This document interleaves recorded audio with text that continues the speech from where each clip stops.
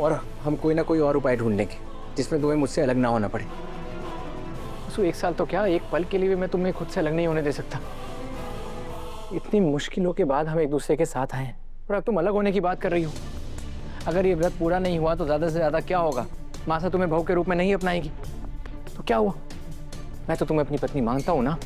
पिता काफी नहीं है तुम्हारे लिए?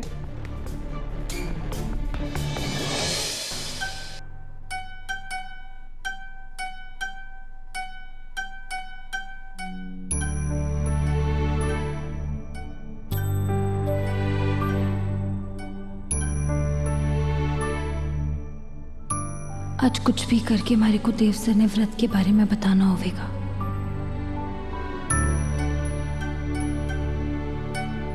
हमारे को तो पता ही ना था कि आप गिटार भी बजा लेते। आज से पहले मैंने आपको इसके साथ कभी भी ना देखा।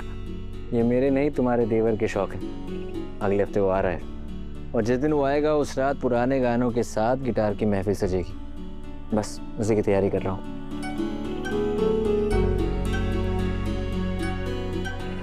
शायद उस महफिल में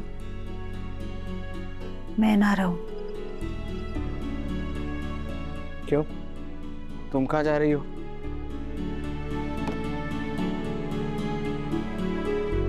वसु, मैं कल से देख रहा हूँ तुम बार बार ही जाने की बातें कर रही हो। आखिर चल क्या रहा है?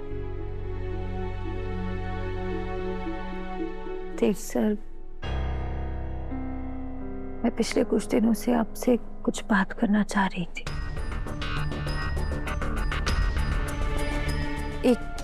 एक व्रत पूरा करने के लिए हमारे को इस घर से, आप सबसे 1 साल तक दूर रहना होगा और उस 1 साल के दौरान आप हमारे से मिल सके और ना ही कोई संपर्क रख सके। ये कैसा व्रत है और किसने कहा तुम्हें ये व्रत करने के लिए? देव सर, अगर तुम चाहती हो कि चंद्रिका जी तुम्हें बहू के रूप में स्वीकार कर लें और तुम्हारी वजह से प्रभात जी पर कोई संकट ना आए, तो अगले 1 साल के लिए तुम्हें चौहान हाउस से दूरी बनानी होगी। असल में गुरुजी ने हमारा मार्गदर्शन किया। उन्होंने हमारे को बताया कि अगर मैंने ये व्रत पूरे नियम के साथ पूरा कर लिया तो बड़े हुकुम के सर से उनकी जान का खतरा टल जाएगा और देवी हुकुम भी हमारे को बिना किसी झिझक के अपना पावेंगी।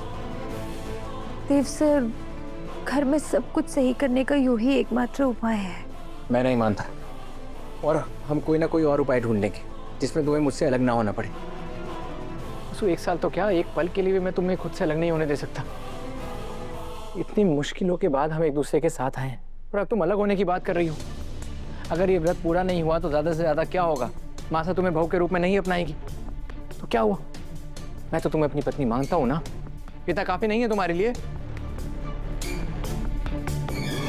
देव सर, आप एक बार हमारी बात समझने की कोशिश तो कीजिए। मैं जानती हूँ आप नाराज हैं, लेकिन बस एक बार हमारी बात समझ लीजिए। जब तक बड़े हुकुम की जिंदगी पर खतरा रहेगा, देवी हुकुम हमारे को कभी भी अपना ना पाएंगी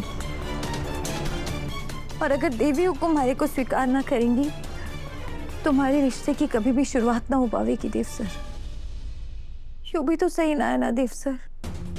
और फिर आप देखिए ना, सिर्फ 1 साल की तो बात है। ये दिन कब बीत जाएंगे पता भी ना चलेगा।